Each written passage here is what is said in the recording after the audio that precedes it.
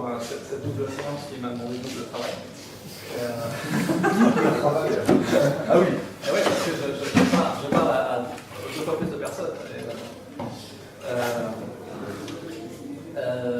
Bon, quand j'ai été contacté pour participer à ces journées-là, j'aimerais réfléchir ce que je pourrais raconter sur les topos. Et en fait, j'ai décidé de diviser mon exposé en deux, parce qu'il se trouve que je vais en faire trois dans la semaine.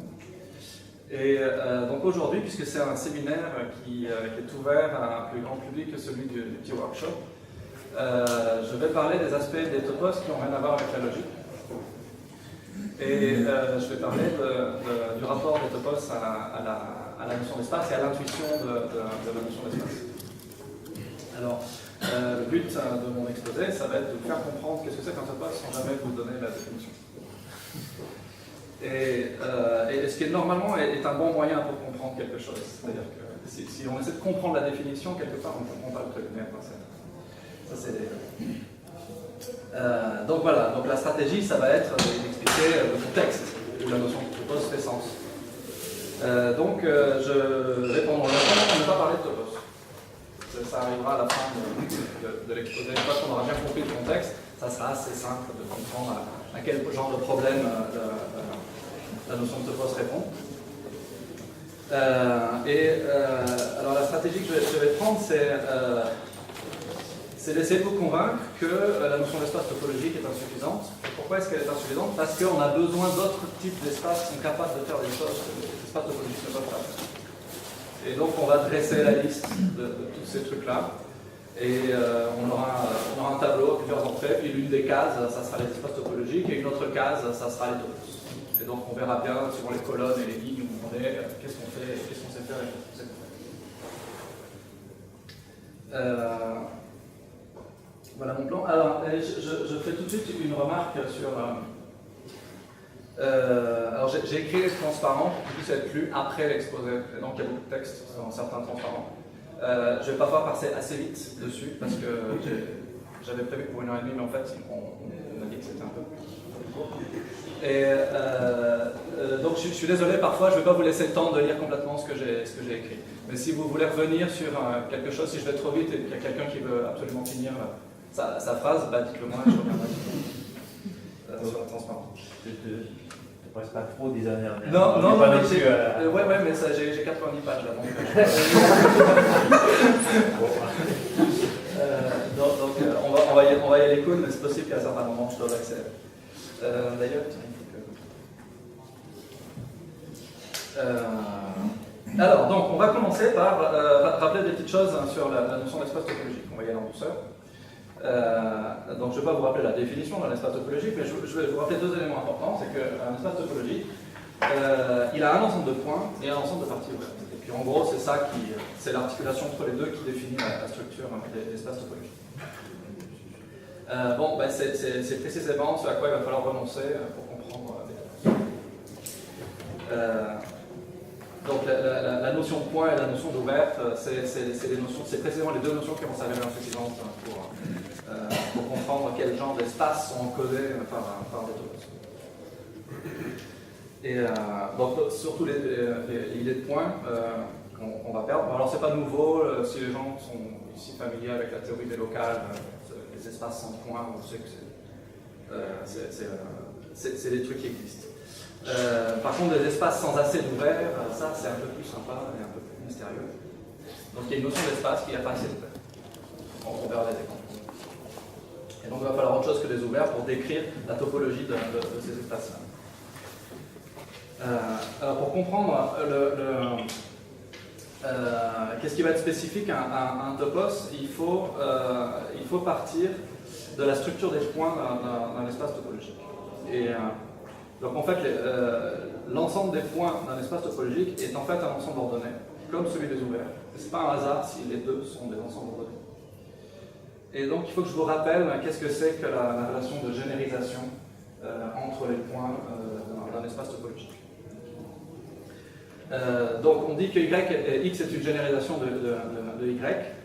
Si tout ouvert qui contient Y contient aussi X. Alors on verra une autre interprétation de ça en quelques pages. C'est une relation qui est canoniquement définie sur les points d'un espace topologique et préservée par toutes les applications continues. Alors effectivement, c'est un peu l'intuition de cette application est un peu étrange parce qu'on est très habitué, l'analyse nous a habitués aux espaces séparés.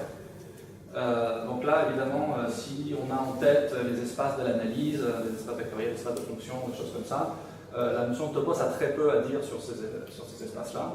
Enfin, peut-être Simon ne serait pas d'accord avec moi, mais parce que justement, il essaie de leur faire dire des choses sur ça. Mais le type d'espace qui va être... les topos vont intervenir pour parler d'espaces qui classifient des choses. C'est-à-dire où les points ont secrètement des structures.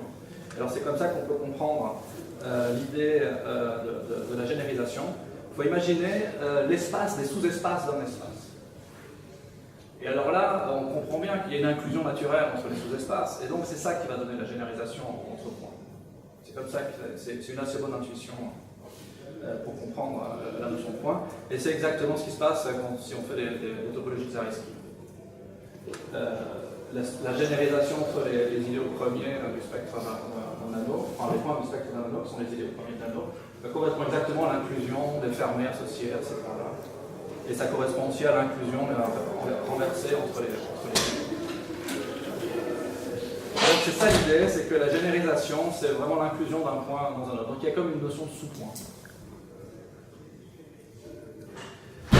Alors si x et y sont généralisations l'un de l'autre, eh ben, on a une relation d'équivalence.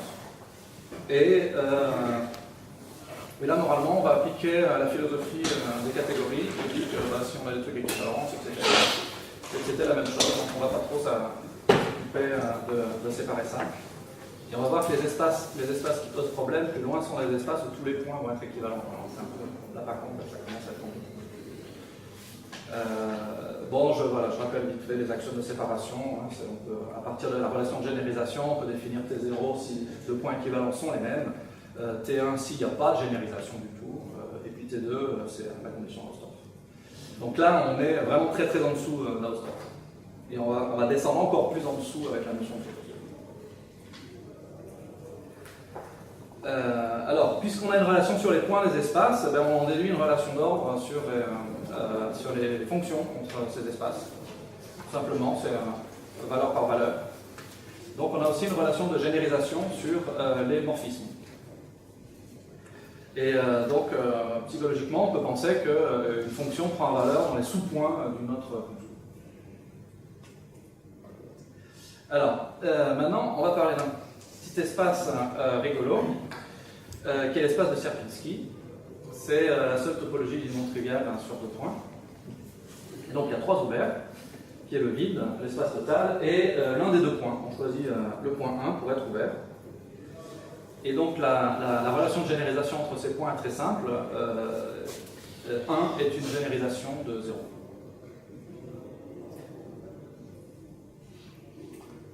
Et si vous n'êtes pas familier avec l'espace de Sierpinski, si vous ne l'avez jamais vu, le plus rapide pour se faire une intuition de l'espace de Sierpinski, c'est de penser à R avec 0 au milieu, qui est un point fermé, et 1, c'est les inversibles. C'est R étoile. Et donc l'espace de Sierpinski, les deux points de l'espace de Sierpinski sont dans le rapport de 0 et R étoile à l'intérieur de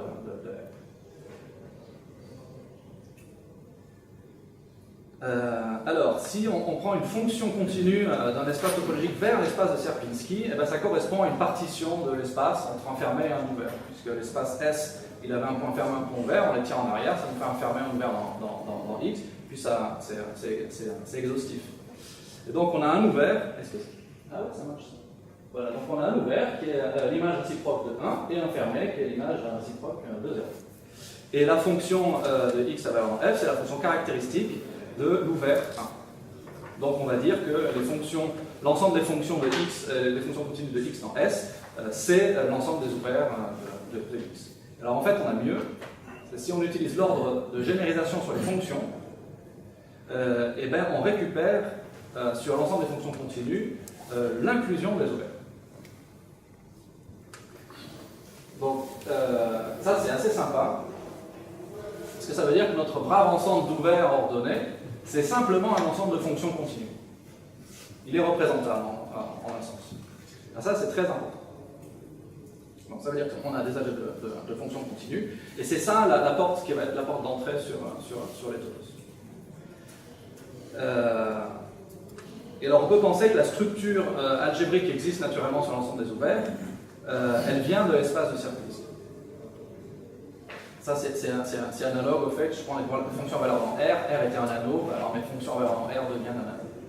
Et donc la structure de trait distributif complet peut être attribuée à une structure qui existe sur S et puis qui se transmet après à toutes les fonctions à valeur en S. Et alors on peut maintenant reformuler la condition d'équivalence par généralisation de deux points. Ça signifie que les fonctions continues à valeur dans l'espace de Sierpinski ne peuvent pas séparer ces points. Et alors là, on est dans tous les thèmes classiques de la topologie et de l'application de la physique. Est-ce qu'on a assez d'observables pour séparer les points d'un espace? Et bien, l'idée qui va mener au topos, c'est de dire que justement l'espace de Sierpinski il est trop grossier, il ne permet pas de produire assez d'observables sur certains espaces. Et donc il va falloir trouver un autre espace pour le remplacer qui va permettre de décrire d'autres espaces. Alors je vais juste rappeler vite fait que donc il y a le foncteur des points est produit est un foncteur des espaces topologiques vers les ensembles ordonnés, et il a un adjoint à gauche qui est la construction d'Alexandrov qui prend un ensemble ordonné et qui lui met la topologie où les ouverts sont les parties stables supérieurement. Et on a une formule d'adjonction ici, donc l'espace d'Alexandrov. Non, pardon. J'ai pas écrit la formule. Ah, voilà, c'est ça. Donc, si j'ai une application continue depuis ces espaces d'Alexandrov vers un espace X, c'est la même chose qu'un diagramme dans les points de X. Et inversement, si j'ai une fonction vers un espace d'Alexandrov, ben, si je tire en arrière tous les points de C, ça me fait en fait autant d'ouverts de X, et ça fait une stratification. Donc c'est des espaces assez sympas qui sont implicites dans un certain nombre de manipulations en topologie. Alors pourquoi je les introduis parce que c'est ces exemples-là très concrets avec des ensembles ordonnés qui vont se généraliser avec les fameux topos de Professor. Donc il va falloir comparer l'intuition topologique d'un topos de Professor, il va falloir la faire naître de ce genre d'écran. Voilà. Alors j'en ai fini avec mes notions de topologie. Donc je vais passer à une liste d'exemples d'espaces qui posent problème.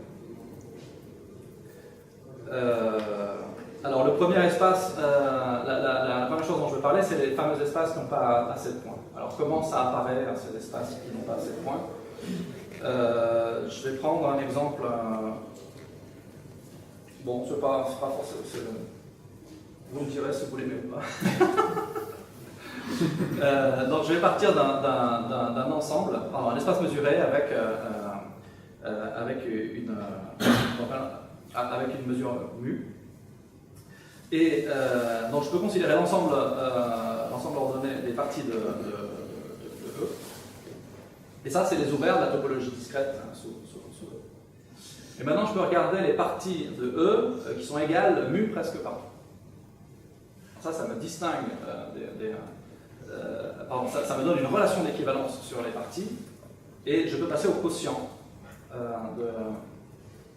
de cette relation d'équivalence. Et alors ce quotient, il est très sympathique. Il va préserver toute la structure d'algèbre, la structure de trait distributif est complètement conservée par ça. Donc, moralement, on est en train de faire un quotient de l'algèbre des ouverts, donc on est en train de construire un sous-espace. Alors, qu'est-ce que c'est que ce sous-espace? C'est le sous-espace des éléments de E, des points de notre ensemble E, qui sont tels que s'ils sont dans un ouvert et que j'ai un ouvert qui est mu presque partout égal à. Ils sont dans un sous-ensemble U, Et si U est presque partout égal à V, alors il faut que mon point soit dans V aussi. Alors si la mesure est discrète, alors on peut calculer que ce sous-espace, c'est exactement les points qui sont chargés par la mesure. Par contre, si la mesure est diffuse, il n'y a plus de points. Ça n'a aucun sens de trouver des éléments qui vérifient. Enfin, c'est que l'ensemble des éléments qui vérifient cette propriété-là est complètement vide. Et alors là, on se trouve dans un espèce de petit dilemme parce que on peut renoncer à faire de ce quotient un espace. On peut dire, bon, ben, tant pis, voilà, ce n'est pas un espace, c'est un exemple de quotient d'un trait distributif qui n'est pas un espace, donc on les interdit. Ou au contraire, on peut se dire quand même, on a envie que ce soit en fait, on a envie de faire rentrer ce genre d'opération dans les espaces. Et donc c'est une porte d'entrée, c'est pas la plus simple ou la plus canonique, on va dire, vers la théorie des locales. Donc la théorie des locales permet de produire énormément d'exemples comme ça d'espaces qui n'ont pas de points. Alors un des exemples les plus connus que je ne vais pas détailler, c'est la topologie de la double négation, sans doute beaucoup d'entre vous connaissent. Et après, il y a des locales un peu plus rigolos, comme le truc qui classifie les surjections entre des trucs qui n'ont pas de surjection. Et ça c'est là où, moi c'est avec ce genre d'exemple que je me suis dit, ah ouais, la théorie des locales, c'est sympa. Et donc la théorie des locales, comment est-ce qu'on approche ça? Eh ben, on définit une structure algébrique qui est celle de treillis distributif complet. Alors c'était ce que Olivia appelait des frames et a traduit par repère. Oui, ah, tu l'as, pardon, ouais, c'est ça. Mais je sais pas si non, le terme mais, est bon. en fait, il n'y a pas vraiment de terme en français pour traduire ça. Et donc, quelqu'un m'avait suggéré il y a quelques années repère, mais... C'est vrai qu'on parle de frame pour repère en disant en algèbre binaire, mais ouais. Bon, moi j'ai choisi treillis distributif. Et donc les treillis distributifs complets, eh ben, c'est des abstractions sur la structure des algèbres ouverts d'espace topologique. Et la différence entre un treillis distributif complet et un espace topologique, c'est que le treillis distributif des ouverts d'un espace topologique, eh ben, on le force à être un sous-treillis d'un treillis parti d'un certain ensemble. Et donc, si on veut faire des locales, il faut juste oublier cette prescription d'un ensemble dans lequel on a plongé notre truc. Alors on verra à quoi ça correspond plus tard. Donc dans les espaces topologiques, on a une bijection entre les sous-espaces d'un espace discret et les sous-ensembles de son ensemble de points. Ce n'est pas vrai dans le contexte local. Et alors ça se compare à des phénomènes qui existent en algèbre commutative, en géométrie algébrique, et c'est exactement la même chose. Donc c'est important de voir l'analogie, c'est qu'il y a des équations polynomiales qui n'ont pas de solution dans le corps de définition de polynôme. Et donc typiquement, je prends x carré plus 1, c'est la coefficient dans Q, et ben, il n'y a aucune solution dans Q à cette équation-là. Donc quand on fait la géométrie algébrique et qu'on construit le schéma de solution de x carré plus 1, c'est pas un schéma trivial, mais il n'a aucun point défini au-dessus de ce vecteur. Par contre, il a des points définis à coefficient dans C. Il y en a deux. Et donc, il y a une analogie entre ces deux situations et qui commence à dresser le tableau d'une comparaison entre deux contextes, entre la topologie et la géométrie algébrique, où la notion de treillis distributif complet se compare à celle d'anneau. Alors, on a bien vu que c'était, dans le cas des espaces topologiques, c'était vraiment des anneaux de fonctions continues à valeur dans quelque chose. Enfin, pardon, ce n'était pas des anneaux, mais c'était des fonctions continues. Et la notion de local se compare à celle de schéma affine, et le fait que les locales ne puissent pas avoir de points, c'est la même chose que le fait qu'un schéma n'ait pas forcément de points rationnels.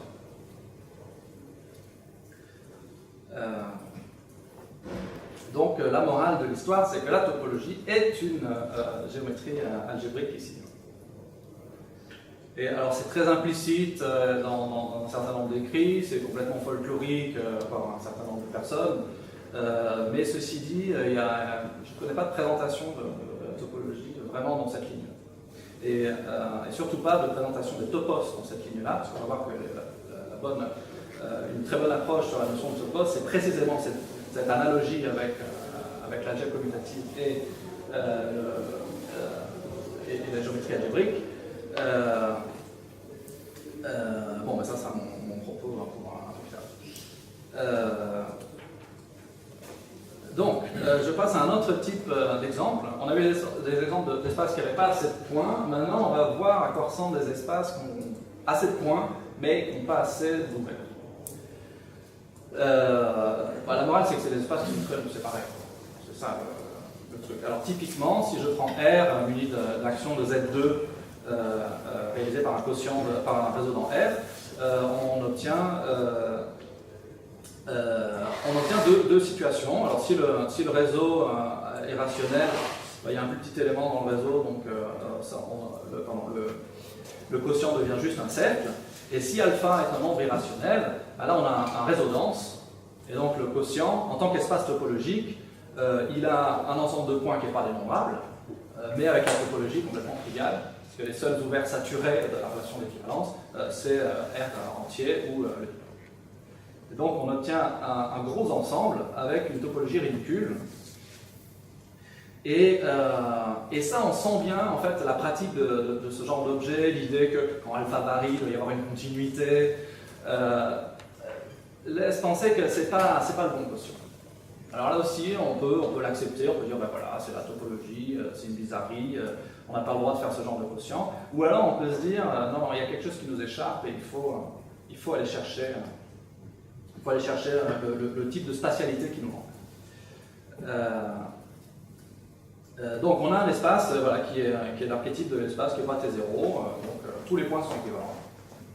Donc les fonctions continues à valeur dans S, c'est pas rien du tout, elles sont constantes. Et en particulier, toute application depuis n'importe quel espace, elle est continue. Donc on en a énormément, des applications vers le Tor. Alors on appelle ça le Tor non commutatif parce que Alain Cohn a beaucoup... irrationnel aussi. Pardon? Irrationnel. En diffiologie, on appelle Tor irrationnel. Ah d'accord, ok, mais je ne connaissais pas la... Il a une diffiologie non triviale. Oui, tout à fait, il a une diffiologie. Alors les diffiologies, c'est les méthodes justement pour étudier ce genre d'objet. C'est une alternative à un usage de topos. Alors le problème qu'on a avec ce genre d'objet, c'est que il y a trop d'applications continues de X vers T alpha. Et alors je ne vais pas expliquer le détail de pourquoi on pense qu'il y en a trop, je vais juste donner directement la manière dont on aimerait les calculer. C'est que donc si on procède, il y a souvent comment est-ce qu'on arrive à tester la limite de la notion d'espace? C'est parce qu'on a des procédures différentes pour construire le même objet qui ne vont pas donner le même résultat. Et alors c'est là où on se dit, tiens, mais il y a une procédure qui va être mauvaise. Et alors typiquement, si je calcule le quotient classique dans les espaces topologiques de mon Tor irrationnel, et ben j'obtiens un truc qui n'est pas trivial, mais si j'utilise des méthodes équivariantes pour travailler sur ce quotient, là j'obtiens quelque chose qui n'est pas du tout trivial. Et donc il faut choisir entre ces deux constructions.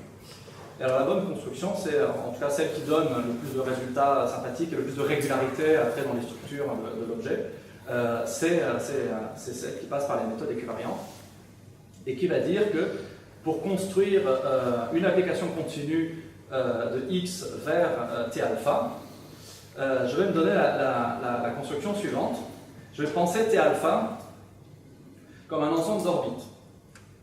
Donc, à chaque point de X, il faut que j'associe une orbite. Et bien, je vais la prendre dans son extension, l'orbite. Et si je fais ça pour chaque point de X, j'obtiens un fibré au-dessus de X. Alors, c'est le sens de P. C'est ça. La fibre de P, moralement, c'est une orbite de mon action. Et alors, pour réaliser effectivement la fibre de P comme une orbite, j'ai besoin d'une application vers R qui me dit, voilà, c'est cette orbite-là. Donc, ce diagramme-là, il faut y penser comme à un point X, j'associe la fibre Px en ce point, et j'ai un morphisme de P dans R que je vais choisir équivariant par rapport à... Pardon, oui, j'ai oublié de dire que je voulais que P ait une action de Z plus alpha Z. et c'est même un fibre principal sous cette action, ou un revêtement galoisien, puisque le groupe est discret. Et l'application ici est équivariante, et elle me permet de dire que mon action de Z plus alpha Z sur ma fibre Px, qui était transitive, elle me réalise cette fibre-là comme une orbite. Et quand on réfléchit un peu, c'est pas mal quand même comme idée pour définir une fonction à valeur dans T alpha, puisqu'on sait que T alpha classifie des orbites. Donc là, l'intuition d'avoir pris P comme un fibré ou un revêtement, on a bien l'impression d'une continuité dans la famille. Donc c'est pas si mauvais comme notion de famille continue d'orbite pour une action. Alors, si on accepte que ça c'est une bonne définition, et ben, par contre, alors ce qu'on peut montrer, alors je vais passer sur les détails, c'est qu'on n'obtient pas toutes les applications continues de X vers T alpha. C'est pas possible. Donc, la morale, c'est que le quotient topologique T alpha, en tant qu'espace topologique, il lui manque quelque chose pour restreindre le nombre d'applications continues de X vers T alpha. Donc, il va falloir trouver quelque chose d'autre que la notion d'ouvert pour encoder la topologie qui existe sur ce quotient. Je passe sur mon deuxième exemple. On peut faire des trucs pires que le corps irrationnel. On peut prendre l'action discrète de R sur lui-même. Ça, c'est assez marrant comme quotient. Cette fois-ci, il n'y a plus qu'un seul point. Et c'est un espace sympa parce qu'il est relié aux formes différentielles fermées sur les variétés différentielles. Alors, je vais rester dans les exemples plus terre à terre. Maintenant, je vais considérer un revêtement de degré n. Alors, comme j'ai fait avec mon fibré principalement, dans l'exemple précédent, je vais penser mon revêtement comme une famille continue de ces fibres, et donc comme une fonction continue de x à valeur dans l'espace des ensembles de cardinal n. Bon, alors c'est cet espace-là à laquelle il faut donner un sens. Si on réfléchit assez vite, je vous mets au défi d'avoir une idée pour faire ça de manière topologique, enfin, avec des espaces topologiques. C'est le genre d'exemple qui me laisse perplexe tout de suite et qui me fait dire qu'effectivement, là, je ne vois pas comment, avec un espace topologique, on peut même commencer à donner un élément de réponse à ça. Et donc, est-ce qu'on peut accéder à cette spatialité dont on a une intuition assez claire, parce qu'on sait ce que c'est une fonction continue à valeur dans cet espace. C'est un revêtement de notre espace. Qu'est-ce qui nous manque pour construire ce genre d'espace? Alors bon, la morale de l'histoire, elle est écrite en haut. Il va falloir accepter qu'il y a une forme d'espace qui a plus seulement des ensembles ordonnés de points, mais qui a des catégories de points. Donc, si j'appelle ans n mon espace, essayons de comprendre qu'est-ce que c'est que les points de cet espace. Donc, si je prends un espace d'Alexandrov, par adjonction, je sais qu'un morphisme depuis mon espace d'Alexandrov vers mon espace des ensembles de cardinal n, c'est juste un diagramme dont les points de cet espace-là. Et une bonne notion de points pour cet espace, c'est de prendre la catégorie de cardinal n. Alors c'est une catégorie qui n'a qu'un seul objet essentiellement. Par contre, elle a cet objet-là a plein d'endomorphismes. Et une application continue depuis un espace d'Alexandrov vers cet espace des ensembles, ça sera simplement un diagramme indexé par C d'ensemble de cardinal n. Et alors ça, c'est assez robuste comme notion. Alors là, il y a une espèce de choix arbitraire. Hein. Je veux dire, il n'y a rien qui justifie pourquoi faire ça plutôt qu'autre chose. C'est juste que si on fait ça, on arrive à une théorie qui est sympa. Et donc là, on arrive à une idée importante, c'est que donc on avait des flèches, on avait un ensemble ordonné de points par généralisation des points d'un espace topologique, et maintenant on sent qu'il faut généraliser ces ensembles ordonnés en des catégories. Et donc on va autoriser à avoir plusieurs morphismes de généralisation entre des points. Ça, c'est une intuition très importante de la notion de topos. La notion de topos est une notion qui va donner sens à l'existence d'une catégorie de points, et plus seulement d'un ensemble ordonné. Alors, des espaces dont les points forment des catégories, il y en a énormément. Quasiment tous les problèmes de modules, tous les espaces qui sont construits en tant que classifiant quelque chose ont des catégories. Un exemple très célèbre, c'est l'espace des cours modulaires, où on a un espace de tores, dont les points sont des tores complexes. Et justement, tous les problèmes à étudier cet espace-là, c'est qu'il y a des singularités. Ces singularités, on a fini par comprendre qu'elles étaient liées aux symétries des tores, c'est-à-dire au fait que le tore vit dans une catégorie, pas dans un ensemble. Mais je n'avais pas prévu de parler de cet exemple-là. Et un autre espace qui est rigolo, c'est, puisqu'on vient de parler de l'espace des ensembles de cardinal M, c'est l'idée qu'il y a un espace des ensembles. Et donc il va falloir définir qu'est-ce que c'est qu'une fonction continue à valeur dans l'espace des ensembles. Mais l'idée, c'est que ça, on va procéder un peu comme avec les revêtements. On va prendre des familles d'ensembles continues en un sens, au-dessus d'un espace topologique. Ça va nous donner une notion robuste d'application continue à valeur dans un espèce d'espace des ensembles. Et alors ça, c'est l'espace de tous les ensembles, c'est l'espace le plus important de la théorie des topos. En un sens, dans la théorie des topos, il n'y a que ça.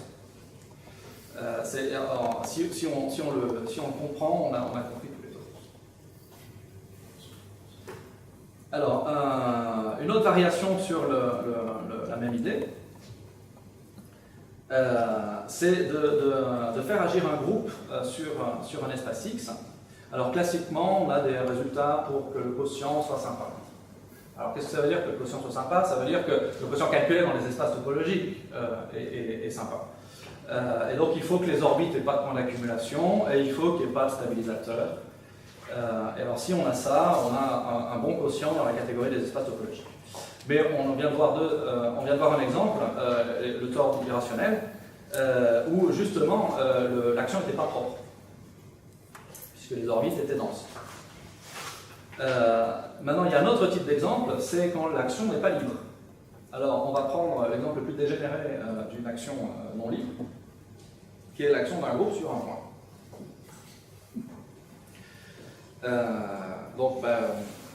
On a l'impression qu'il n'y a rien à dire. Parce que dans les espaces topologiques, il n'y a rien à dire, c'est vrai, c'est juste le quotient est un point. Par contre, quand on a en tête l'idée des revêtements et l'idée qu'il y a des espaces qui ont des catégories de points, on peut deviner à quoi doit ressembler cet espace-là. Et alors l'idée, c'est qu'il va avoir une catégorie de points, ce quotient, le quotient de l'action triviale du groupe sur un point. Alors, il va avoir une catégorie qui est juste le groupe lui-même, mais vu comme une catégorie, donc avec un seul objet, et agissant par isomorphisme sur le point.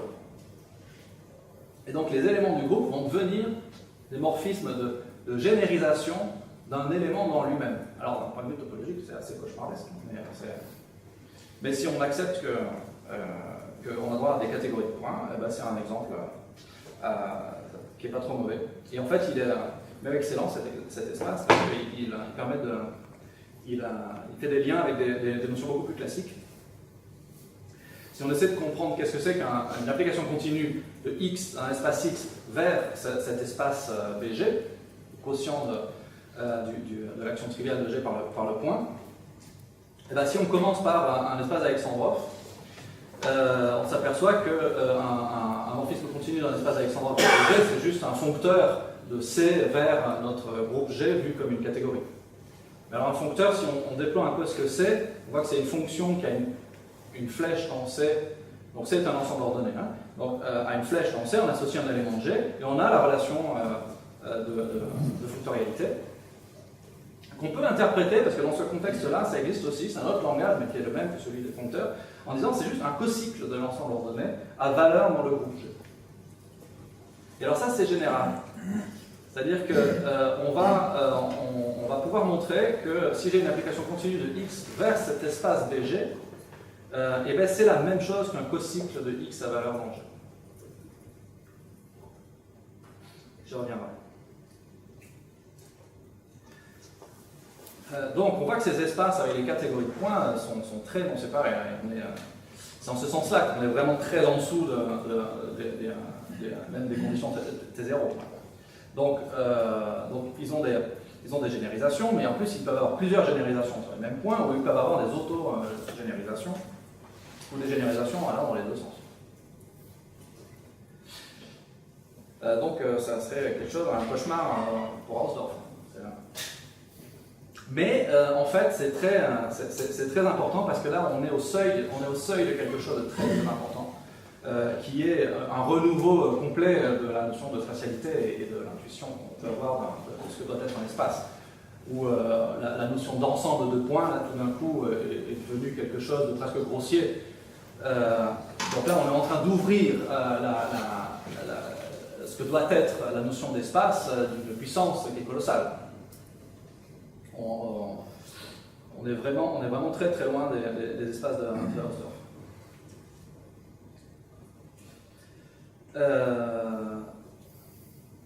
Alors, ces espaces qui ont des catégories de points, une petite analyse peut faire comprendre qu'ils n'ont jamais assez d'ouvert.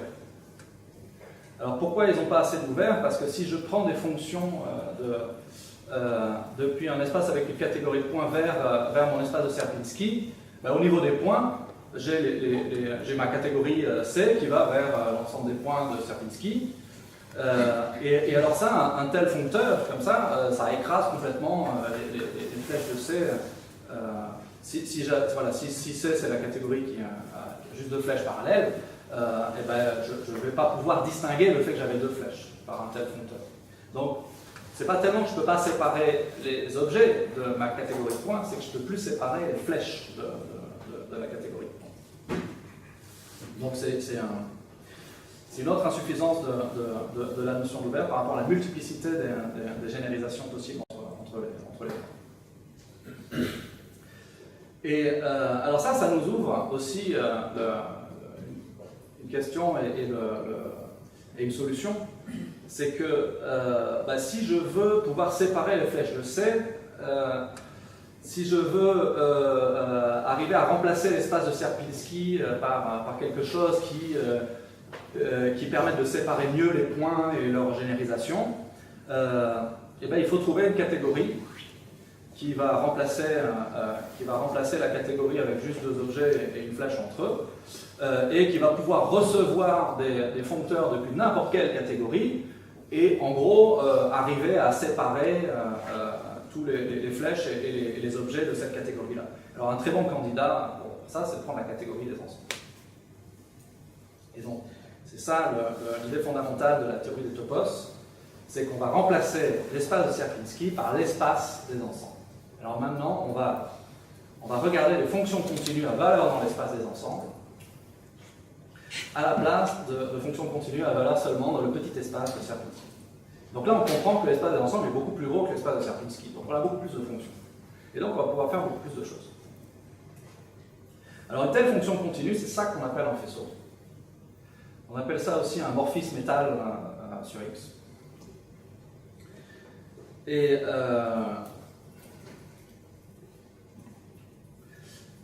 donc ça, c'est ce qu'on voudrait faire. Et alors la théorie des topos, justement, c'est la construction d'un contexte formel où on arrive à faire sens dans ça. Donc il y a bien un objet qui va jouer le rôle de l'espace des ensembles, et on peut tester que les fonctions depuis un espace continu vers cet espace des ensembles, ça correspondra exactement à la catégorie de faisceau qu'on sait construire sur l'espace.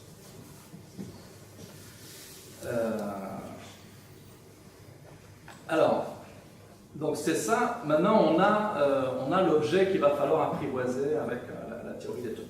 C'est-à-dire qu'il va falloir apprivoiser la structure des fonctions continues dans l'espace topologique vers l'espace des ensembles. Alors, première remarque, c'est que ça va être une catégorie. Avant, l'ensemble des ouverts était un ensemble ordonné. Maintenant, l'ensemble des faisceaux va être une catégorie. Donc, on a la comparaison suivante. Donc l'espace de Sierpinski remplacé par l'espace de l'ensemble, la notion d'ouvert par la notion de faisceau ou la notion de morphisme étal. La structure de tri distributif complet elle va être remplacée par une autre structure que je vais appeler logos, mais j'en parlerai dans un moment. Et de même qu'on avait une dualité entre les espaces, les tri distributifs complets et locales, ce qui est juste un truc de renverser la catégorie, eh bien on va avoir la définition des topos comme les objets de la catégorie opposée de celle de ces fameux logos dont je vais parler. Dont je parlerai plus longtemps demain, je crois.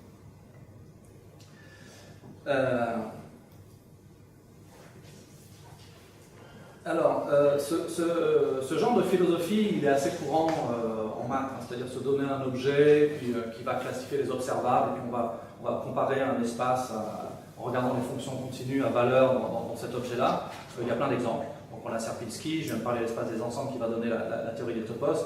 Si on veut comprendre c'est quoi un topos supérieur, eh ben, on va juste regarder les fonctions continues à valeur dans l'espace des infinis gros POI, cette fois. Donc il est encore plus gros que l'espace des ensembles, donc il va nous permettre de faire encore plus de choses. Les algèbres de Boole et les espaces de Stone, c'est les fonctions continues à valeur dans 0, 1 vu comme espace discret. Puis on a la notion de parité topologique, parité différentielle, et les C-étoiles algèbres, qui sont des fonctions continues à valeur dans C. Bon, c'est un peu plus. Alors, à chaque fois, il faut faire intervenir la structure de ces gars-là pour comprendre quelle est la bonne notion de structure algébrique de l'ensemble des fonctions. Mais on a énormément de variations sur ce même thème. Et donc, dans une comparaison avec la géométrie algébrique et l'algèbre commutative, en fait, on a plein d'exemples de sortes d'algèbres, de géométrie algébrique. Et, alors, pour les symphyniano et les variétés différentielles, ça c'est bien connu, qu'il y a une analogie avec la géométrie algébrique et ça marche assez bien. C'est la notion, enfin, c'est les modèles de géométrie différentielle synthétique. Pour les espaces comme Hausdorff, on sait que la dualité de Gelfand permet de construire des spectres qui ressemblent à ceux de Zariski, etc. Bref. Donc,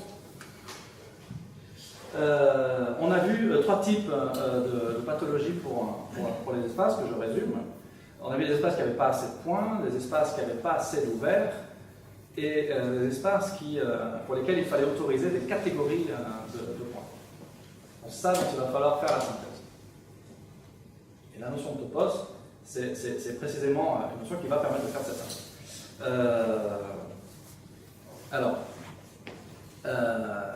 Donc la notion de topos, ce n'est pas la seule notion qui permet de répondre à ces problèmes-là. En fait, les topos ont leurs propres limitations et tout n'est pas un topos. Tout espace n'est pas un topos. Et il y a notamment si je veux faire le quotient d'un point par un groupe de lignes, cette fois-ci, et pas un groupe discret, et bien là les topos n'ont rien à dire sur ce sujet-là. Donc il y a d'autres notions de spatialité qui ont été inventées pour capturer cet objet-là, c'est ce qu'on appelle les champs, ou les faisceaux, mais vus dans une perspective d'espace généralisé. Bon, oui, j'avais écrit qu'on en dirait un mot en conclusion, mais je crois que je n'aurai pas le temps. Mais si vous avez des questions sur ça, ça sera avec plaisir.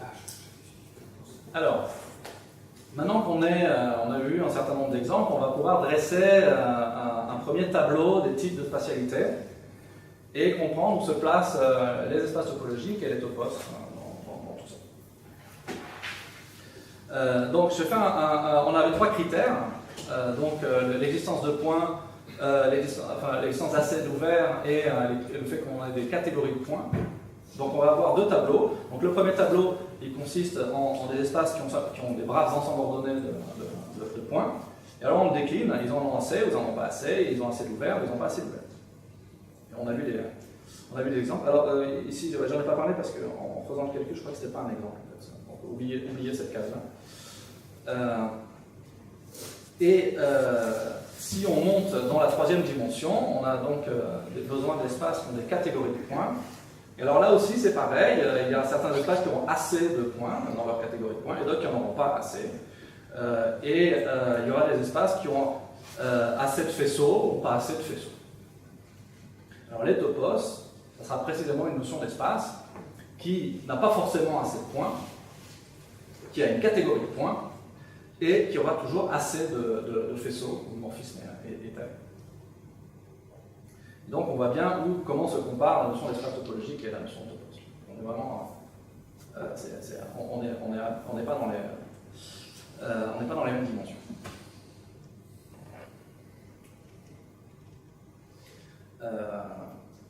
Oui, c'est bon, ça, voilà, ça c'est... Donc ici, il y a des méthodes pour étudier les espaces qui n'ont pas assez d'ouvert ou pas assez de morphisme métal, donc c'est ce que je mentionnais avant, c'est les faisceaux ou les champs. Mais je ne vais pas parler de ça. Et ici, déjà Grothendieck. Pardon? Les champs, c'était déjà Grothendieck. Oui, c'est ça, ouais, c'est les champs sont de Grothendieck, Giraud, tout ça. Ça a été fait très peu de temps après le ZIAC. Ça a été fait dans la foulée, ouais. Je pense que toutes ces idées, elles sont vraiment nées en même temps. Ça vient des champs, ça vient des problèmes de descente qui avaient été faits dans la GR de Toulouse, je crois. Le mot champ n'apparaît pas, mais la définition y est. Et après, c'est la thèse de Giraud qui avait... Il me semble qu'on le voit chez Giraud, le mot champ. Ouais, il apparaît dans la thèse de Giraud, je crois, oui.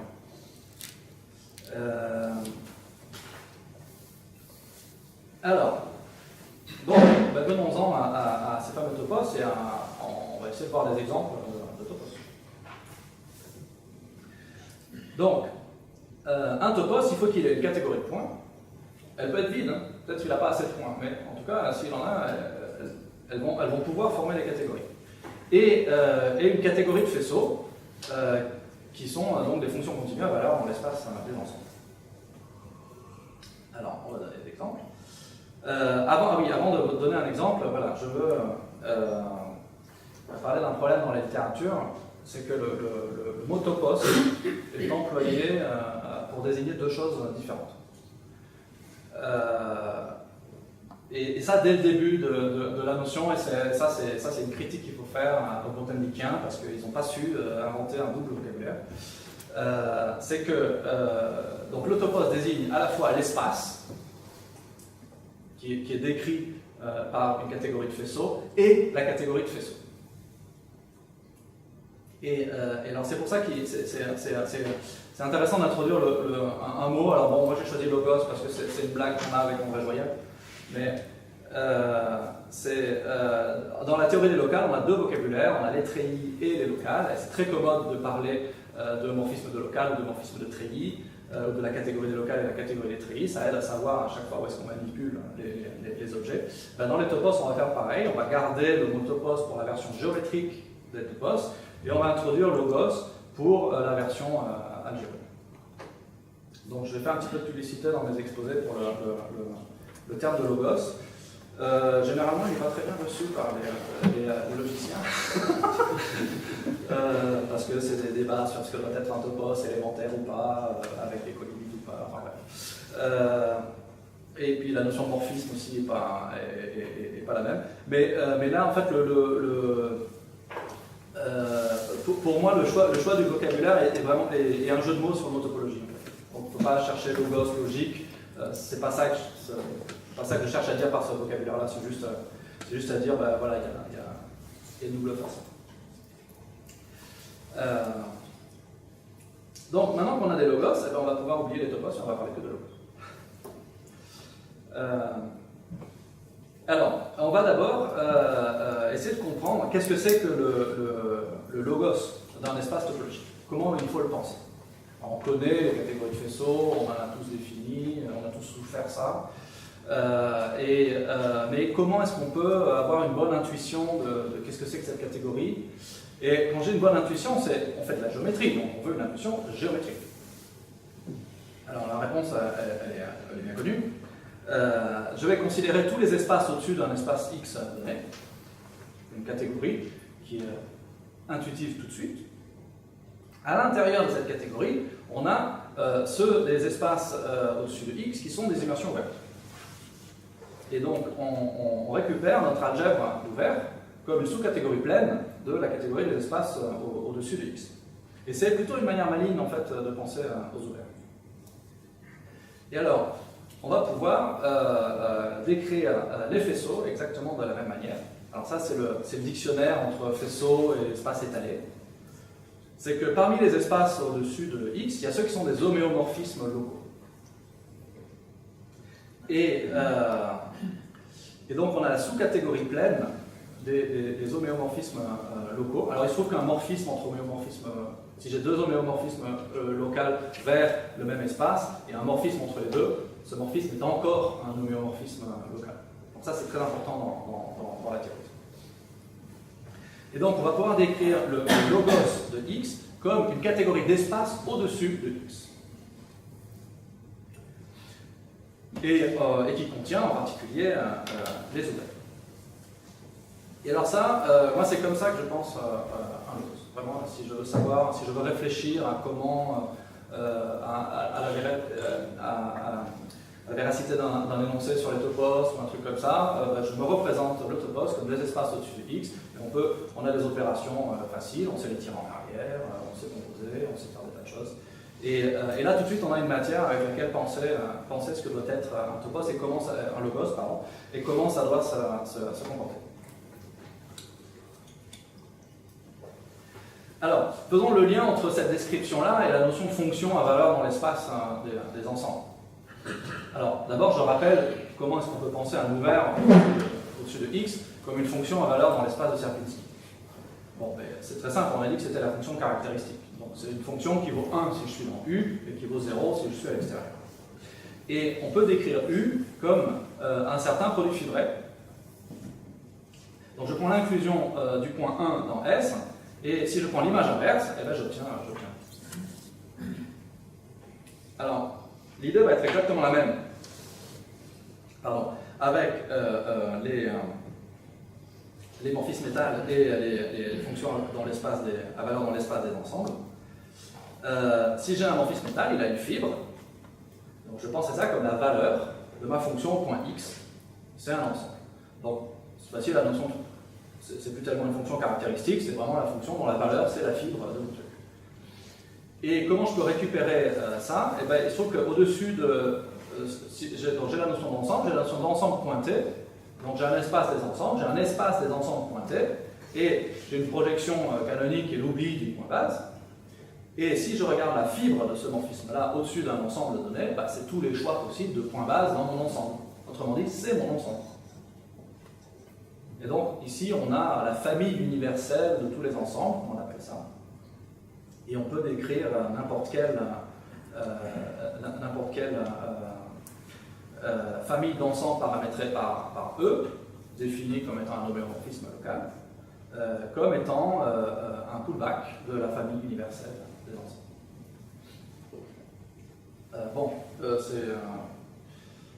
Je dois malheureusement passer un peu vite sur ça, mais ça c'est le genre de... N'hésitez pas à me poser des questions si vous voulez des détails sur ce genre de construction. Donc, continuons nos petits exemples. Donc on a compris le cas des espaces topologiques. On a compris qu'est-ce que c'était que la représentation toposique d'un espace topologique, c'est sa description en termes de sa catégorie des faisceaux, de sa catégorie de morphisme métal au-dessus de lui, plutôt que seulement la catégorie des ouvelles. Alors évidemment, pour un espace topologique, c'est trop faire, on n'avait pas besoin de tout ça, les ouvelles suffisaient. Mais ça va permettre de plonger l'espace topologique dans une catégorie qui est plus grande. Alors le point, c'est un cas particulier d'espace, et les faisceaux sur le point, c'est juste le choix d'un ensemble. Donc les fonctions sur le point, c'est la catégorie des ensembles. Si j'ai un espace discret, les faisceaux sur mon espace discret, c'est juste des familles d'ensembles indexées par un ensemble. Et donc, alors là, il y a un truc rigolo sur les ensembles, c'est qu'on peut soit dire que c'est des ensembles au-dessus de E, soit c'est un foncteur de E vers la catégorie des ensembles. Et les espaces d'Alexandrov, c'est très simple, on a fait le calcul intuitivement tout à l'heure. Qu'est-ce que ça va être un faisceau sur un espace d'Alexandrov? Ça va être juste un foncteur de C vers la catégorie des ensembles. Donc, alors je vais appeler ça des catégories de préfaisceaux parce que le vocabulaire, parce qu'il n'y a pas de mot pour désigner les foncteurs covariants, même si c'est pas strictement parlé, un préfaisceau c'est un foncteur contravariant, mais bon là je vous demande un peu d'indulgence pour le vocabulaire. Et alors justement, si maintenant je remplace mon ensemble ordonné ici dans cette ligne-là, C était un ensemble ordonné, et si je le remplace par une catégorie, comprend bien que ça ressemble beaucoup à ce qu'il y a là, et on va vouloir que ce soit un exemple de logos. Par contre, ce qu'il y a de l'autre côté est un peu plus mystérieux. Comment on peut penser la phase topologique d'un topos de préfacé.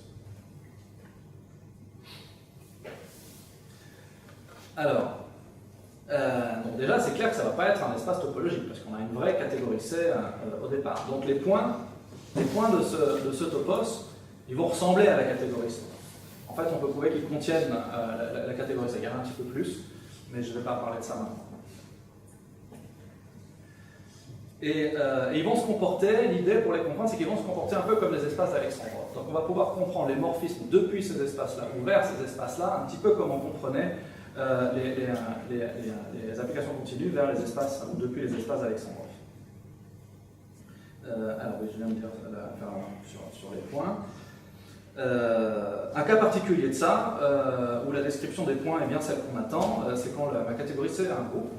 Donc j'ai le logos des actions de mon groupe G dans les ensembles. Et dans ce cas-là, la théorie dit bien que les points, c'est exactement un seul objet avec le groupe qui est dessus. Je commande les boutons. Ça fait une heure, c'est ça? Un peu moins, quoi. Je devrais finir dans la alors, donc un morphisme depuis un topos de préfaisceau vers X, ça devrait correspondre à un diagramme, à ces diagrammes dans les points de X. C'est-à-dire qu'on va prendre la propriété d'adjonction des espaces d'Alexandrov et on va imposer qu'elle se généralise au topos. Et au contraire, alors si je veux décrire des morphismes vers un topos de préfaisceau, quand ma catégorie C est un ensemble ordonné, on avait une intuition en termes de stratification par des ouverts, un ensemble ordonné d'ouverts qui finit par recouvrir mon espace X. Là, l'intuition, ça sera donnée par des diagrammes de faisceaux. Alors il y aura des conditions sur ces diagrammes de faisceaux, mais pour l'instant, on peut oublier tout ça. Donc chaque objet de C va donner un faisceau au-dessus de X. Et on aura comme ça un diagramme indexé par ça.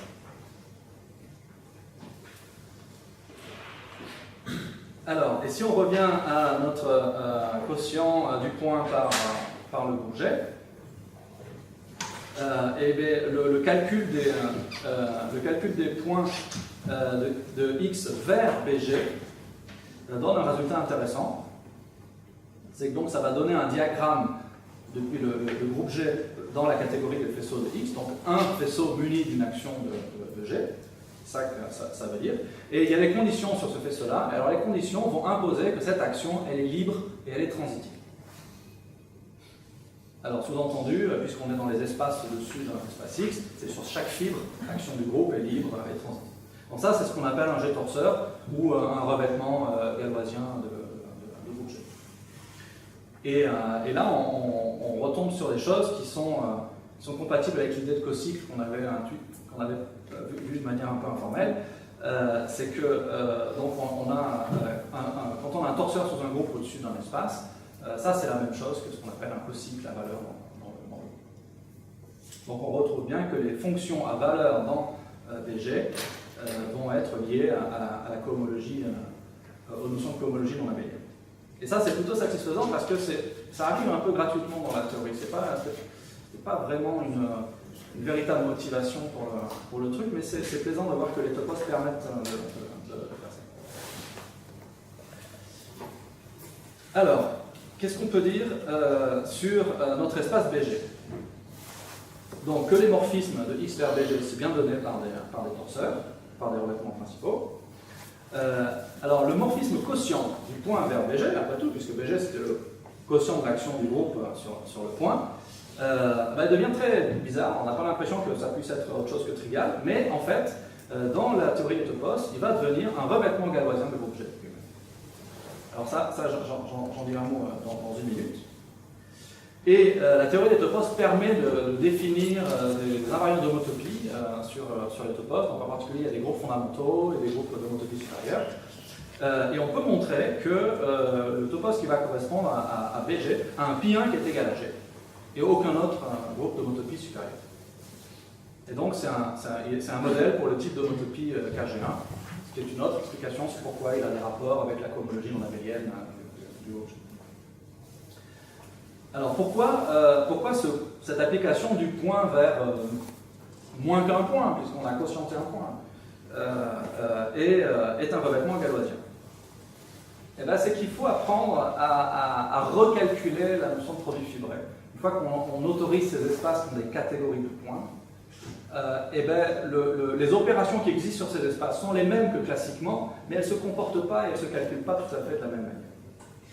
Et en fait, ce qu'on peut prouver, c'est que si je calcule le carré fibré de mon application quotient, eh bien, je trouve le groupe G lui-même. Alors, je vais expliquer un peu non, je vais sauter le détail du calcul, mais ça sera sur. Donc, les transparences sont sur mon site. Donc, si c'est possible, ça sera possible de les relire au calme.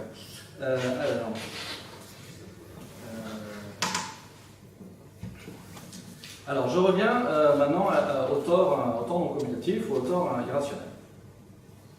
Donc, on a vu qu'il n'y avait pas assez de web.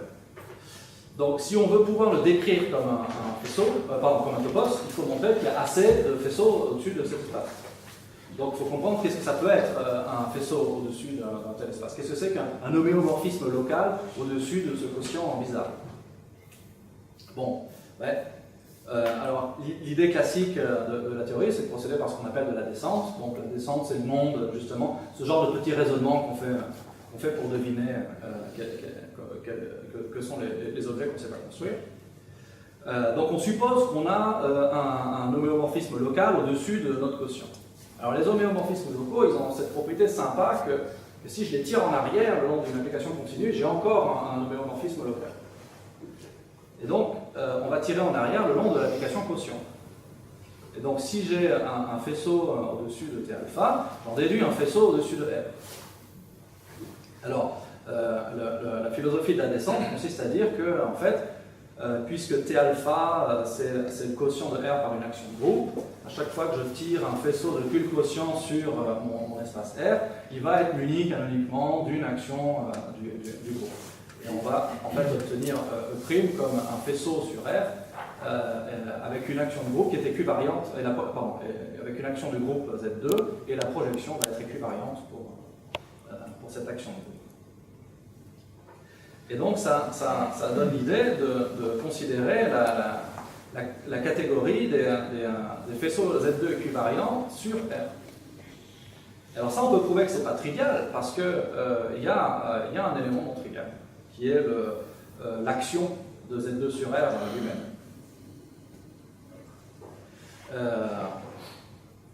Et donc, on n'écrase pas tout sur une catégorie ponctuelle. Et donc, c'est un candidat pour être la catégorie des faisceaux sur notre quotient. Alors, pour l'instant, on devine que c'est ça. En fait, la théorie des topos va permettre de justifier que c'est effectivement une méthode de calculer la catégorie des faisceaux sur le quotient. Donc, c'est une méthode de calculer des quotients, c'est en prenant les méthodes équivariantes permettent de calculer les quotients. Alors ça, c'est sympa parce que les méthodes équivariantes, c'est intuitivement le truc dont on a envie que ça marche. Mais c'est justement les espaces topologiques empêchent que ça marche. Et donc, très vite, les gens se sont convaincus que c'était ça qu'il fallait faire parce que c'était ça qui produisait les résultats les plus réguliers. Si je veux calculer je sais pas, des choses comme le cardinal de mon quotient ou la dimension de mon quotient, etc., et bien, par les méthodes équivariantes, on arrive au bon résultat. Alors que si on prend le quotient en un sens trop naïf topologiquement, on obtient des objets qui sont très très irréguliers. Et donc les mathématiciens, ils n'aiment pas les trucs irréguliers. Alors, on a trois conséquences de la définition de T alpha qu'il va falloir comparer à celle qu'on avait dit sur le quotient du point par le groupe. Donc les morphismes vers ce quotient bizarre, ils vont aussi se décrire en termes de torseur, c'est ce qu'on a déjà expliqué. Cette fois-ci, il y a un peu plus que juste un torseur, il y a aussi une application équivariante vers R. Avant R, c'était 2 dans le cas du quotient du point par le groupe. Donc, j'avais pas besoin de cette donnée-là. Le morphisme quotient de R vers mon tore irrationnel devient un revêtement galoisien principal, enfin pardon, un revêtement galoisien de groupe Z2. Ça c'est très sympa. Et du coup on peut calculer le pi1, et on prouve que le pi1 du tore irrationnel c'est Z2, et les autres Pn sont nuls, donc on a un objet qui a le type d'homotopie d'un tore. Ça justifie le nom.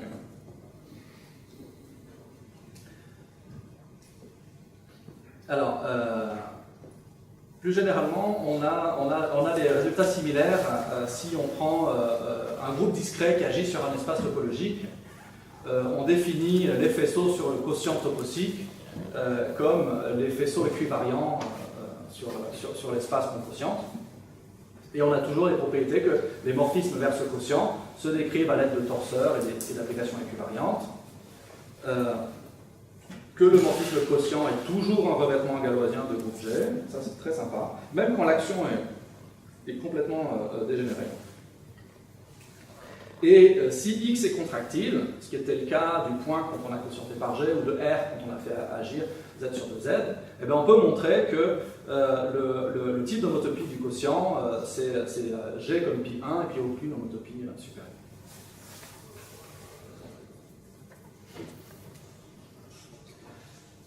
Alors, je fais juste une remarque sur d'où viennent ces descriptions des morphismes en termes de P, comme ça. On les construit comme ça. On suppose qu'on a un morphisme d'un espace Y vers notre quotient. Notre quotient, il a toujours une application quotient. Alors, j'ai dit que l'application quotient, c'était toujours un revêtement galoisien. Donc, si je le tire en arrière, j'obtiens un revêtement galoisien. C'est ça la flèche de P vers Y. Et en haut, j'obtiens une flèche de P vers X qui est naturellement équivariante pour l'action du groupe qui va exister sur P. Donc ça justifie un peu pourquoi est-ce qu'on peut décrire ces morphismes comme ça par des données de diagrammes comme ça. En fait, secrètement, derrière la donnée des diagrammes comme ça, il y a un carré cartésien. C'est ça la vraie description des diagrammes. Alors, eh bien, c'est bien, j'arrive à conclure finalement. Je ne vous ai pas donné la définition d'un topos. Par contre, j'espère que vous commencez à sentir une certaine familiarité avec la notion. Ça sera demain. Demain, je travaillerai sur les aspects beaucoup plus formels de comment construire des logos, parce que c'est ça les problèmes concrets qui vont se poser. Donc, je fais un petit récapitulatif. Donc, la notion de topos. Donc, il faut comprendre qu'il existe une notion d'espace dont les points vont former des catégories, donc, et plus des ensembles d'ouvert. Il faut accepter que la notion d'ouvert, c'était une victoire provisoire de la topologie. C'était très bien, mais ce n'était pas le dernier mot de la topologie. Et la notion de faisceau et de morphisme métal n'est pas non plus le dernier mot de la topologie. Parce qu'il y a des choses qu'on a envie d'être des espaces qui ne se laissent pas encoder, qui n'ont pas assez de faisceaux. Donc il faut d'autres méthodes. Une autre chose, c'est qu'il faut renoncer à se donner comme prescrit l'ensemble des points. En fait, ça c'est une source de problème plus que de régularité. Ça complexifie la notion de morphisme. Ça fait que la catégorie des espaces topologiques, elle n'a pas une structure très sympa en tant que catégorie.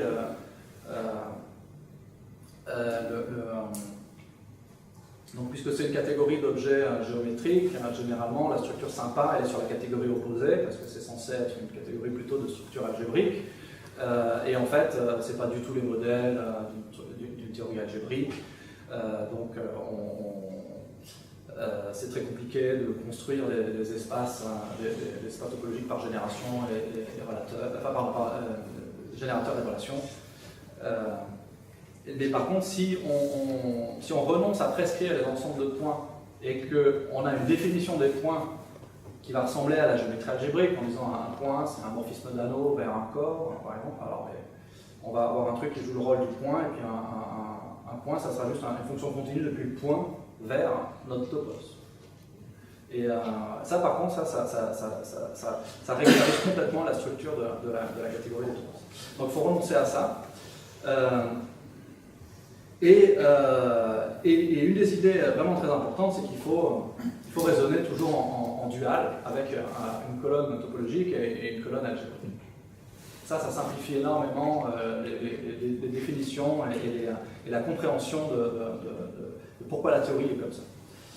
Donc il faut avoir en tête, si on connaît ça, la dualité entre algèbre commutative et géométrie algébrique. Alors, un autre point, c'est que la notion d'ouvert et la notion de faisceau, on les a représentées comme des catégories d'espace au-dessus d'un espace donné. Et, donc c'est une manière de dire qu'on étudie uniquement d'espace à l'aide d'autres espaces. Et ça c'est sympa, parce que alors, les structures de treillis ou de logos qu'on fait surgir de ces espaces au-dessus d'un espace donné, c'est le calcul naturel, c'est un calcul, une arithmétique naturelle qui existe sur ces espaces. On a un calcul spatial qui apparaît là. Et pour faire de la topologie générale, ça c'est très satisfaisant, parce que on suppose rien d'autre que la structure topologique. On étudie les espaces à l'aide des espaces. Et par opposition, par exemple, à la géométrie différentielle, où la structure de R joue un rôle, la structure non topologique de R, la structure différentielle, le fait que ce soit un anneau, le fait qu'on puisse en gros multiplier les nombres réels entre eux, et puis ça c'est quelque chose en plus que la structure topologique. Et donc quand on fait de la géométrie différentielle, on travaille à deux niveaux. On a un niveau topologique, et on a par-dessus un niveau algébrique qui vient de la structure de R, et une manière de matérialiser ces deux niveaux, c'est de dire qu'en fait, quand on fait de la géométrie différentielle, on travaille sur des espaces qui sont annulés.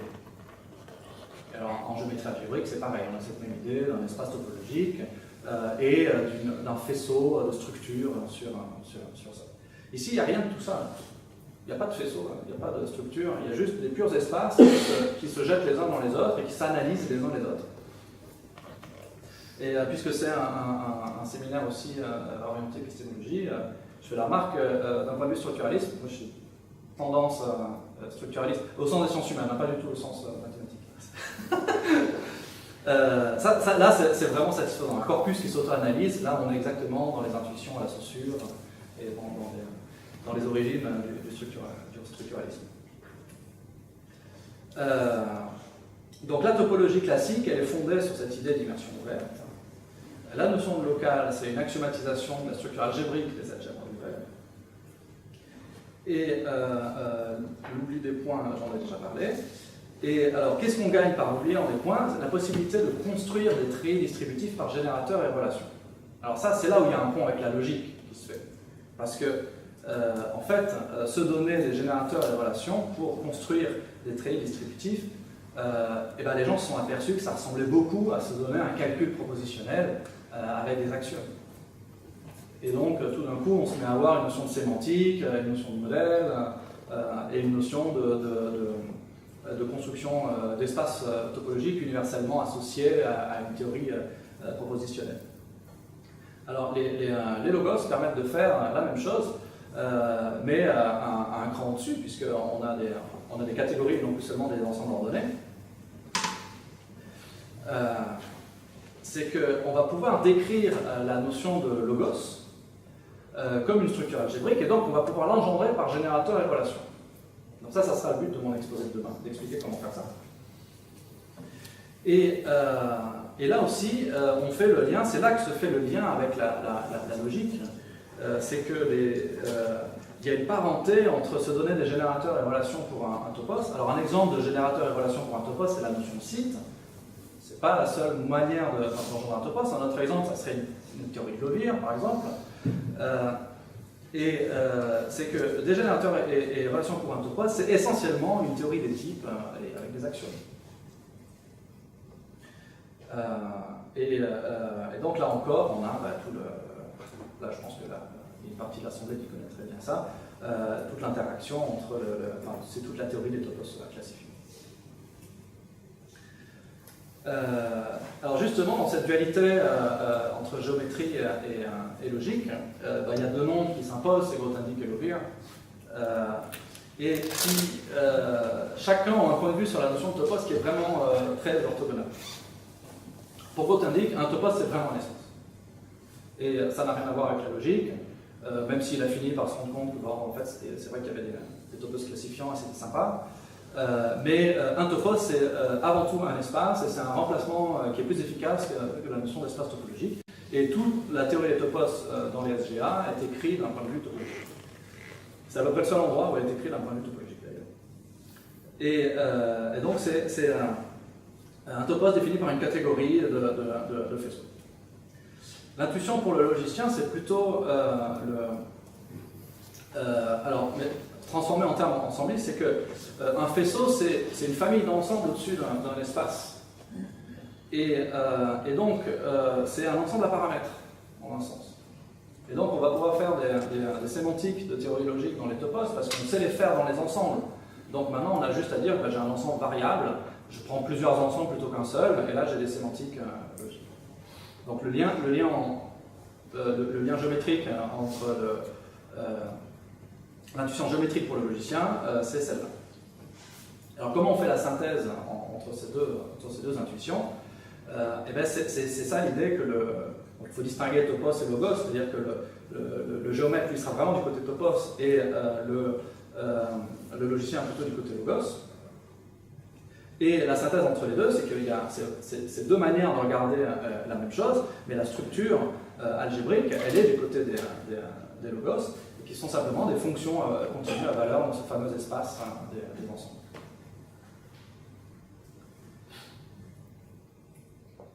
Et alors apparemment, Grothendieck n'a jamais vu cet aspect de la théorie de topos. Et c'est un peu dommage, mais il n'y a rien qui suggère qu'il ait vu ça, qu'en fait, dans la géométrie algébrique, il avait lui-même révolutionné plusieurs fois, et que sa théorie des topos, qu'il adorait, et a partagé une structure en commun, qui était cette dualité entre une face algébrique et une face topologique. Et en fait, globalement, dans l'ensemble des livres qui présentent la théorie des topos, c'est un point de vue qui est assez absent. Dans quelques articles obscurs, il y a des références à ce point de vue-là. C'est un point de vue qui est folklorique, c'est-à-dire si on parle aux gens qui font des topos de ça, ils disent oui, bien sûr. Mais personne n'a vraiment présenté la théorie de ce point de vue. Et c'est le chapitre qui manque dans l'éléphant pour moi. C'est le grand absent de l'éléphant, le truc qui permet justement d'éviter de tourner autour de l'éléphant. Et puis pour moi, à un moment donné, il faut qu'on se dise ah, mais c'était juste un éléphant. Pour moi, c'est ça. C'est ce point de vue-là qui permet de réaliser tout d'un coup que ce autour de quoi on tournait, c'était une géométrie algébrique. C'est comme ça qu'il fallait regarder la topologie. Et je termine sur quelques remarques plus de nature épistémologique. Alors, j'ai pu illustrer plusieurs choses en choisissant de faire cet exposé comme je l'ai fait. La première, c'est que on peut parler de maths sans parler de maths, et sans faire des maths. Et je vous ai donné aucune définition, il n'y a eu aucun théorème dans tout ce que j'ai raconté, et pourtant, je parlais de maths. Et donc, moi je fais partie des gens qui pensent que c'est possible de faire échapper les maths au point de vue formel, formalisant, et tout ça, et que les maths elles parlent d'abord d'objets, et qu'il y a une phénoménologie dans les mathématiques. Et que prouver des théorèmes c'est important, mais ça a une place dans l'activité mathématique et que ce n'est pas le cœur de l'activité. Et donc voilà, c'est ce que je disais. Donc pour moi, les maths, c'est vraiment, il y a des objets, il y a une phénoménologie, on se bat avec, on les construit. Alors comment on les construit? Par des exemples, des dessins sur des feuilles de papier, des diagrammes, des manipulations de symboles, des calculs, des comparaisons entre des constructions différentes. Par exemple, comme ce que j'ai fait pour construire un quotient, on voit que tout d'un coup, il y a une tension qui se crée parce qu'il y a deux constructions qui ne donnent pas la même chose alors qu'on aurait voulu que c'est la même chose, que ce soit la même chose. Et par abstraction de structures qui sont communes enfin bref, il y a plein de trucs. Et alors là, dans cette liste-là, il n'y a rien de spécifique au maths. C'est le genre de truc qu'on fait pour comprendre n'importe quoi. Et enfin, justement, en présentant une espèce de lutte avec la notion de topos, sans jamais définir ce que c'est, mais en expliquant ce que ça devrait être et comment on peut le penser, et un petit peu l'univers qu'il y avait autour des topos et où, par rapport auquel ils se définissent, j'ai voulu montrer la matière d'où sortent les maths. Et c'est d'ailleurs si on a une perspective un peu matérialiste sur les choses, les maths, c'est pas des idées, il faut bien que ça sorte, il faut bien qu'il y ait une matérialité, comme si on est marxiste, les conditions sociales de vie ou des trucs comme ça. Il y a une matière de maths, et c'est alors on sait tout effacer, mais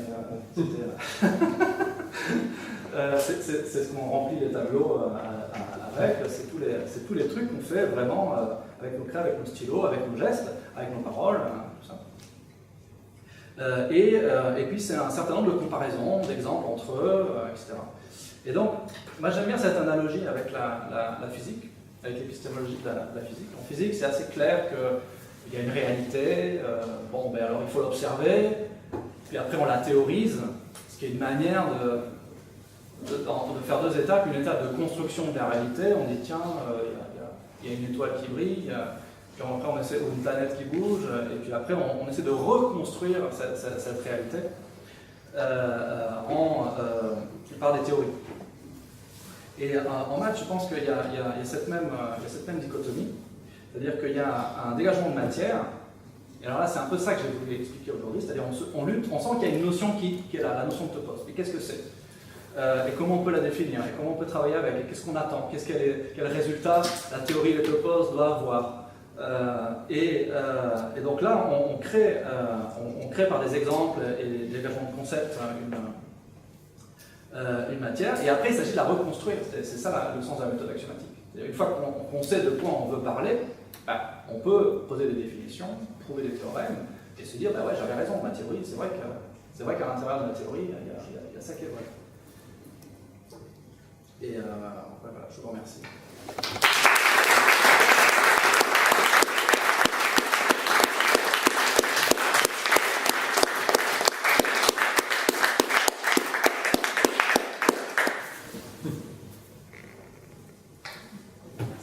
Le jeu difficile comme ça, Néma. Est-ce qu'il y a des questions? Ah oui, je ne sais pas ce que c'était en fait donc galoisien. Alors, est-ce que tu sais ce que c'est qu'un torseur ou un fibré principal? D'accord. Alors, c'est. Peut-être que je connaîtrai les mots. Principal bundle. D'accord. Et Gaussian cover. D'accord. Voilà. Donc, c'est un revêtement avec toutes les fibres qui ont une action transitive d'un groupe. Donc, ce pas tous les revêtements qui sont comme ça. J'ai une question un peu technique, ouais. Mais pas tant que ça, mais tu as parlé beaucoup d'espèces classifiantes, mais c'est clair que la notion est bien définie du point de vue des topos, c'est-à-dire qu'il y a une seule espèce classifiant. Oui, justement. Alors pour l'identification, les espaces classifiants, ils ont une histoire, en topologie, ils sont définis à homotopie près. Par contre, dans la catégorie des topos, le classifiant d'un groupe discret, il est défini à équivalence de topos près. Il n'y a pas de théorie de l'homotopie du tout. Là. On a un topos bien déterminé. On n'a pas besoin de faire la théorie de l'homotopie des topos pour faire apparaître ça. Est-ce que je réponds à la question? Il y a équivalence de catégorie, quelque chose comme ça. Oui, c'est ça. Donc si j'ai deux catégories de faisceaux, quand est-ce que je décide que c'est les mêmes? Si elles sont équivalentes, elles sont des catégories. Et donc le topos BG, il est bien défini à l'équivalence de catégories. Donc tu donnes des exemples, c'était très différent de construction de classifiants aujourd'hui. C'est pas tout à fait, c'est pas tout à fait évident. C'est ça. L'idée, c'est que en termes de catégorie des points, c'est très clair ce que ça doit être. Alors après, il faut juste l'habiller avec les faisceaux. Mais on veut un seul point et puis un groupe qui agit. Dans ton exposé, tu as donné des exemples de trucs qui étaient des KG1 en homotopie près et qui n'étaient pas des. Oui, d'accord, ok, je comprends le sens de ta question. Ok, d'accord. C'est pour ça que j'ai utilisé la notation KG1 et BG, j'ai gardé ça pour Est-ce que les deux coïncident? Non, les deux coïncident pas. C'est-à-dire pour faire exister. Pour moi, un KG1, c'est un type d'homotopie. Donc c'est pas un topos. Un topos a un type d'homotopie qui peut être celui d'un KG1, mais voilà. Donc pour moi, ça vit dans deux univers différents.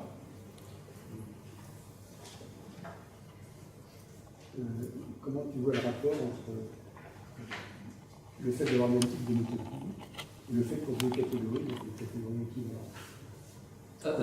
Pardon, excuse-moi. Le fait pour deux catégories d'être des catégories équivalentes. Ouais. Et le fait pour deux espaces d'avoir le même type de motopie. Comment tu vois le rapport entre ça, le lien entre ces deux? Avoir le même type de motopie, c'est une relation beaucoup plus forte que d'être équivalente sans des catégories. C'est-à-dire pour les topos, par exemple. Si je prends des topos de préfaisceau, ils vont être équivalents si les catégories générales sont équivalents à complétion par les idées potentielles. Donc essentiellement s'ils sont équivalents en tant que catégorie. Par contre, si tu prends le type de motopie de ces topos, et tu prends deux topos de préfaisceau qui ont le même type de motopie, alors le type de motopie du topos va se décrire avec par rapport au type de motopie de la catégorie. Tu vas inverser toutes les flèches dans ta catégorie et là tu obtiens un type de motopie trivial. Et essentiellement, le type de motopie du topos va être proche de ça. Donc, c'est comme si il y a deux types d'équivalence sur les catégories. Il y a soit leurs nerfs sont équivalents en ensemble simpliciaux au sens de Kahn, soit les catégories sont équivalentes. Et là, il y a une relation qui est beaucoup plus forte. Donc, ça répond à ta question? Oui.